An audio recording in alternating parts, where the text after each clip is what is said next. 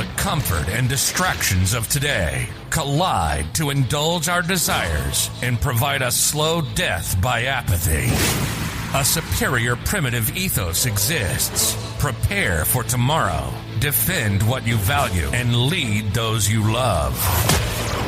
This mindset is the foundation of living an authentic life as a bold, disciplined man resolute in your mission.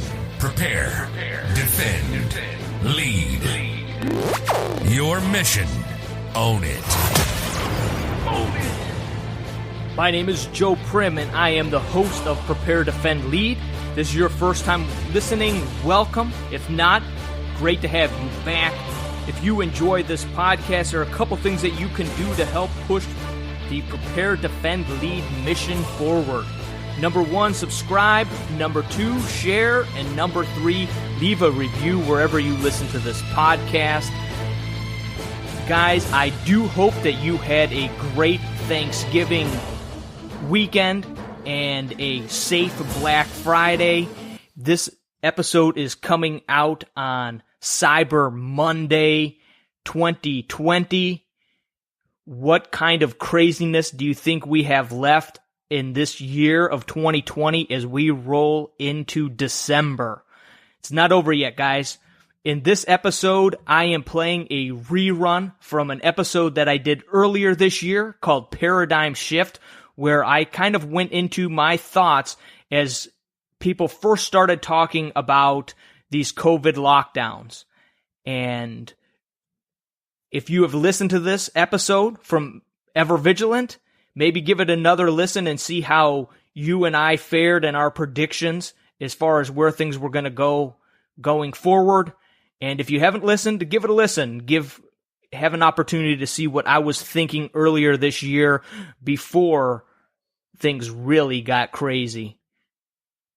I apologize for not having a new episode out this week. Rather than sloppily throw something together last minute, I decided to put out an old episode. Things have been a little crazy with the holidays and spending time with family. I'm finishing up the Wake Up Warrior Challenge, which is a bit time-consuming and a little bit of an effort to get that wrapped up.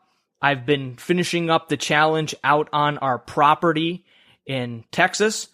Though we aren't moved out there yet, I wanted to wrap up the challenge that way in a place that was very familiar, some place where I will be reminded of the challenges and the commitments that I made on a regular basis.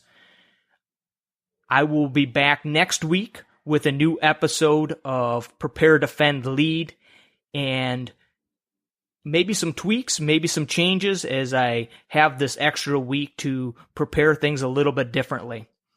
Again, as we roll into December, we'll see what kind of surprises December 2020 has for us.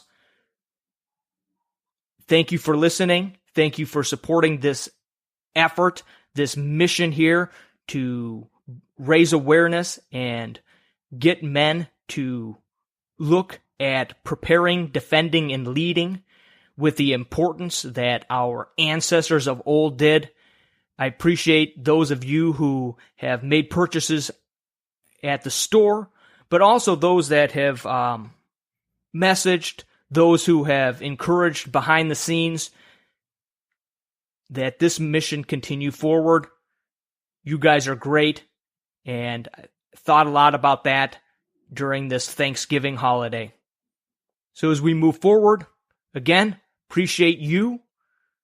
I hope that you enjoy this episode. We'll be back with a new one next week. I'm going to start this podcast out by reading an article on History.com by Christopher Klein entitled London's World War I, Zeppelin Terror. As London settled into sleep on May 31st, 1915, a monstrous airborne machine blotted out the stars of the British night. Using the glow of the Thames as a guide, the biggest flying vessel ever constructed droned over the city. As a trapdoor opened from underneath the futuristic 650-foot-long craft, German troops sent 90 incendiary bombs and 30 grenades plummeting into the dark from the dark menace. London rattled, explosions illuminated the night, and panic tore through the city. The attack seemed to be ripped straight out of a science fiction novel. 8 years before, in fact, H.G. Wells had written The War in the Air, a novel in which Germany dispatched a huge herd of airships, some as mammoth as 2,000 feet long, in a surprise bombing raid against New York City. For Londoners, however, the storyline was all too real as dawn arrived with 7 dead and 35 wounded. The carnage that had infested the Western Front hundreds of miles away from the English Canal had now arrived at the British capital. For the first time in history, London was under attack from the air. The craft delivering the bombs was a terrifying new weapon of mass destruction, the Zeppelin. The colossal hydrogen-filled ocean liners of the air, named for the German army officer Count Ferdinand Graf von Zeppelin, who developed them in 1900, 3 years before the Wright brothers took flight, that for years had carried civilians on pleasure cruises, were now being deployed to kill them.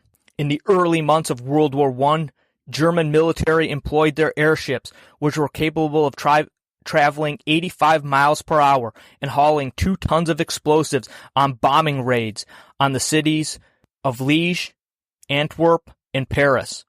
On January 19, 1915, the Zeppelin struck Great Britain for the first time, dropping bombs on the seaside towns of Great Yarmouth and King's Lynn. With targeting of civilian populations from the air, modern warfare had arrived. Nowadays, there's no such animal as a non-combatant, justified German Zeppelin Corps commander Peter Strasser. Modern warfare is total warfare. Germany hoped that bombing of Britain would spark such fear that it would force the country out of the war. The military ramped up Zeppelin production to the point that Germany ceased production of sausage because the intestinal linings of cows were used as sausage skins were required to fashion the skins of the Zeppelin's leak-proof hydrogen chambers. 250,000 cows were needed to build one Zeppelin. After the initial strike of London on May 1915, Zeppelins continued to hit the city with impunity, timing raids to coincide with the good weather, and moonless nights. Not wanting to foment panic, British civil authorities gave few air raid warnings, beyond policemen on bicycles blowing whistles and shouting for people to take cover. Technology also limited what Britain could do to stop the Zeppelins early in the war because its planes were unable to soar as high as the lighter-than-air craft, and machine gun fire had no effect. Londoners huddled in basements and descended deep underground in the city's tube stations to escape the terror from the skies. On September 8, 1915, the shadow of a sleek, cigar-shaped Zeppelin passed over the dome of St. Paul's Cathedral and unloaded a 3-ton bomb, the largest ever dropped at the time, on the city's financial hub. The attack caused massive damage and killed 22 civilians, including 6 children. The Zeppelin raid would be the worst of the war on London. The public now demanded more protection from the airships they referred to as baby killers. Britain instituted blackouts and installed massive searchlights. Anti-aircraft defenses were diverted from the front lines in France and positioned around the capital.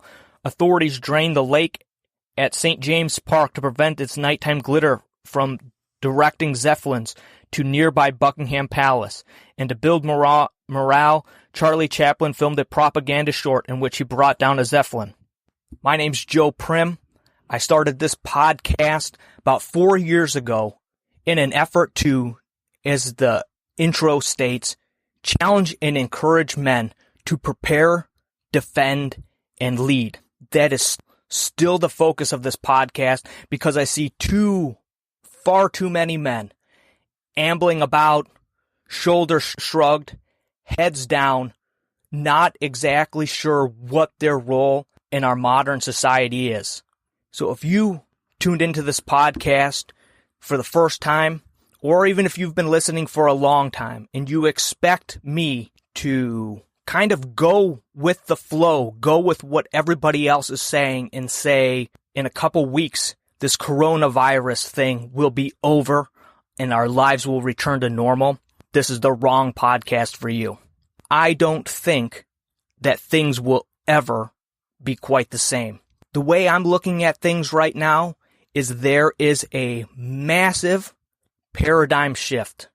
There is a new normal. What we have known in the past, what was 2-3 weeks ago, no longer is. We all go through or have gone through paradigm shifts in our life, whether it's the loss of a job, whether it be someone that we love or care about is diagnosed with an awful disease, whether we're in a car accident where one moment we're upset that traffic is causing us to be late for an appointment, the next moment we wake up in the ER, or whether somebody we're really close to dies. When these things happen, there's a paradigm shift in your life. There's a complete change because from that instant, from that moment, from that day forward, something will no longer be the same. And until you come to a point in your life where you will accept that change, you cannot move on, you cannot move forward, you cannot plan out and prepare for your future. If you lost your job, you need to come to that acceptance so that you can start to work on the resume, so that you can start to reach out to your network, so that you can start to build connections again. If it's somebody that passed away, you need to come to that point of acceptance so that you can move on with your life, so you're not being held back, so that depression or anguish don't keep you from the tasks that you have to accomplish day to day. If it's a sickness or a disease or an accident, you need to come to that point of acceptance so that you can move on to get a second opinion, so that you can move on to get the testing done, so that you can move on to start to schedule surgeries or whatever else may be involved in coming back from that life-altering moment. I don't think that it is wise for us to look at what's going on at this moment with the coronavirus. Millions of people locked down in their homes, millions of people being told what they can and can't buy, the economy going into the tank. I do not think that it's wise for us to just think that next week or the week after that everything will somehow go back to normal. I think it's a very dangerous way of thinking. I think it's a very dangerous way of looking at things. And if somehow things do just go back to normal, all the better. But this show is about prepare, defend, and lead. And I will always take a realistic approach to things. And I don't believe that you can begin to prepare for tomorrow until we accept where we are at today and the potential issues that tomorrow may bring. I want to read a quick article that I found on Drudge a couple days ago. It's called The Best Case Outcome for Coronavirus and the Worst. Of course, this is just somebody's opinion, somebody that interviewed and talked to several different doctors and financial experts, and all of this stuff ranges from what one person is saying all the way to a completely different idea of what somebody else is saying. And I think that is part of the problem here. There is no consensus. And when there is no consensus, there is a problem. The grimmest version of a life from now, a year from now. So this is the worst case scenario according to this article. More than 2 million Americans have died from the new coronavirus, almost all mourned without funerals. Countless others have died because hospitals were too overwhelmed to deal adequately with heart attacks, asthma, and diabetic crisis.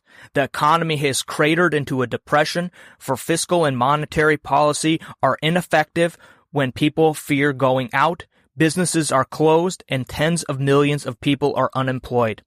A vaccine still seems far off. Immunity among those who have recovered proves fleeting, and the coronavirus has joined the seasonal flu as a recurring peril. And here would be an alternative scenario, best case scenario according to this article for March 2021.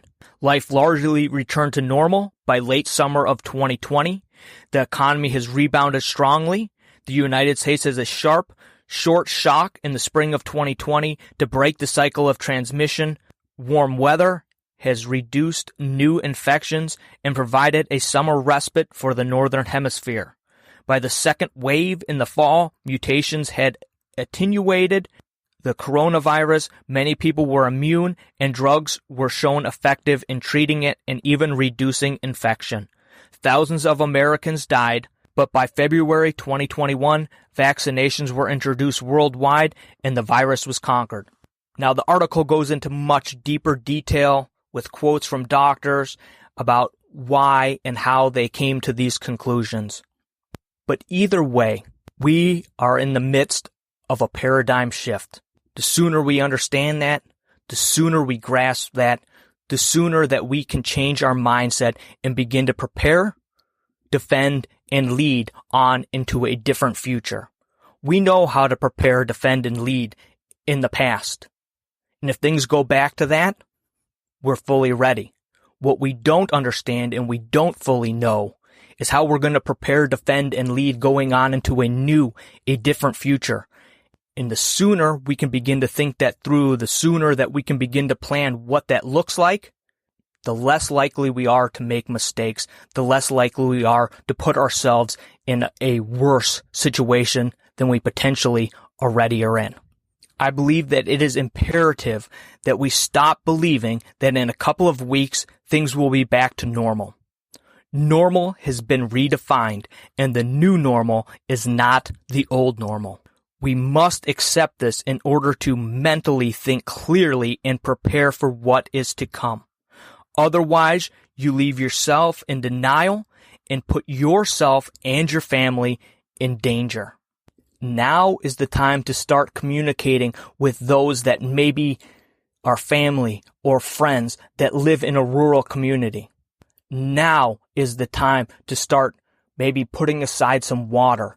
Now is the time, if you haven't already, to start putting away and stocking up on some food. Now is the time, if you haven't already, to find a means to defend yourself and your family. Now is the time.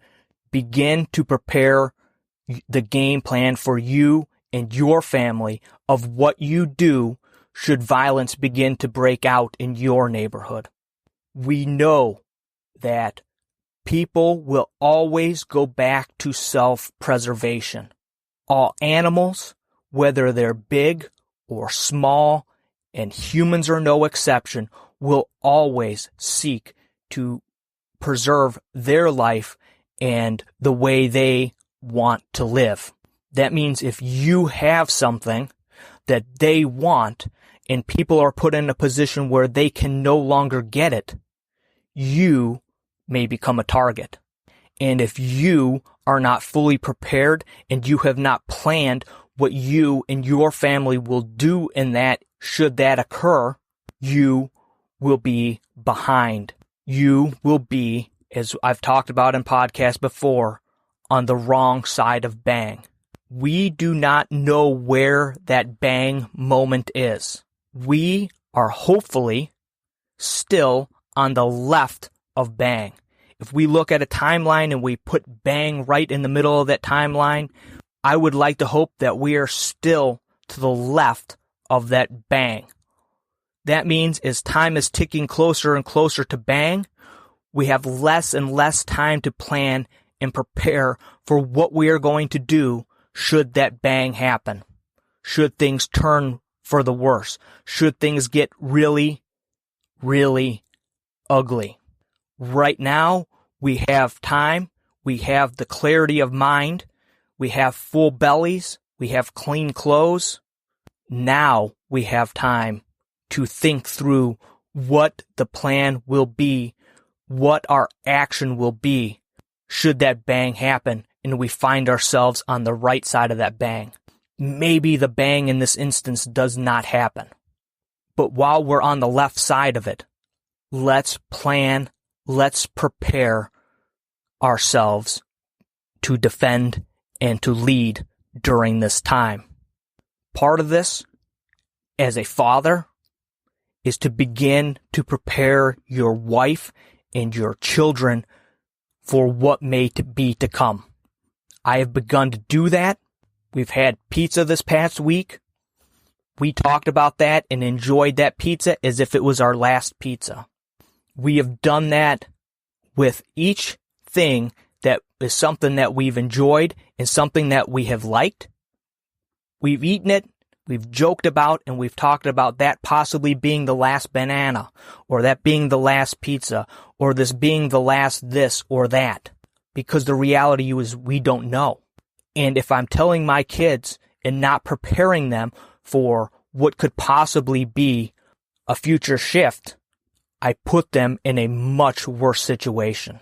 So begin to talk to them about reality. Begin to talk to them about preparing. Begin to talk to them about the dangers, the good, the bad, why we don't have fear, but why we're going to prepare. I've talked to my kids for years about how we plan for the worst and expect the best. This stuff, this talk for them is not new, but maybe it is for your kids.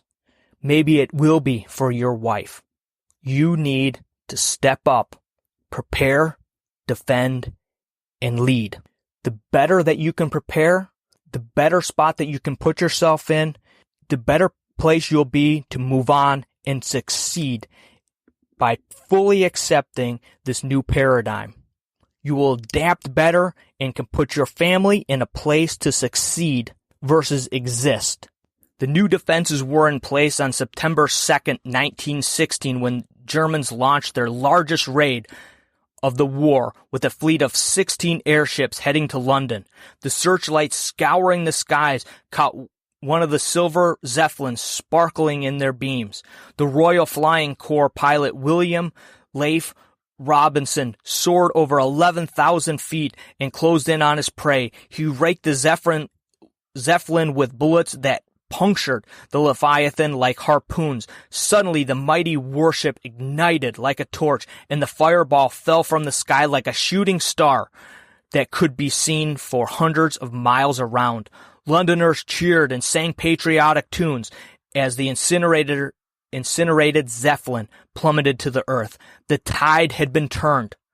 Other British pilots achieved similar success in shooting down airships. Strasser ordered his fleet to fly at higher altitudes, but the crews began to suffer from the frigid temperatures and became incapacitated from oxygen deprivation. The Zeppelin raids on London continued, but far less frequently, and by 1917, Germany began to deploy heavy biplane bombers in their stead. Over the course of the war, German Zeppelins staged more than 50 attacks on Britain, but with a heavy price, with 77 of their 115 craft either shot down or disabled. The German Zeppelin raids on London killed nearly 700 and seriously injured about 2,000, but the casualties did not include the ultimate German aim of breaking British morale.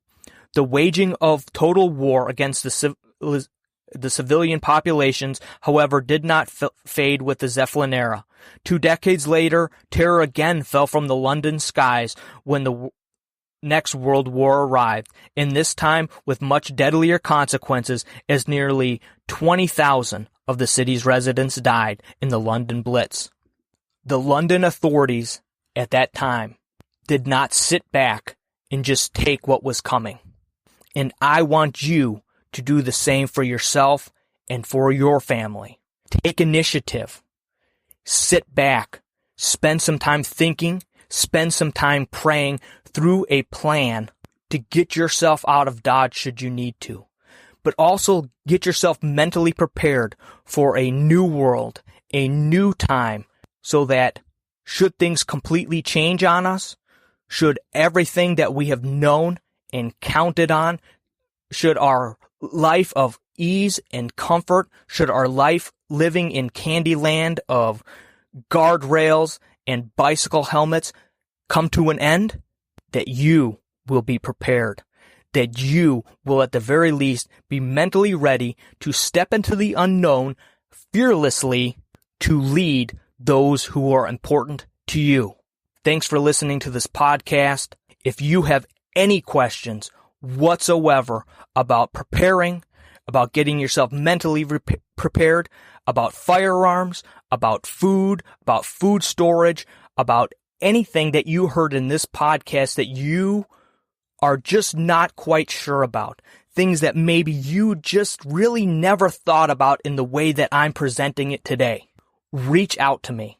You can reach out to me at evervigilantpodcast@gmail.com, or you can follow me on Instagram at @theevervigilant and send me a DM there. If I can't answer your questions, I have some great people that I will refer you to. You can go to vigilantwolf.com. On that website, I have articles written by some great men to help get you thinking in a solid way of what it means to be a man living and leading for Christ. I have gear, medical gear from Archangel Dynamics, and belts and that sort of gear from Brown Coat Tactical. One of the big sellers right now on there is shotgun shell holders that are affixed through Velcro onto your shotgun.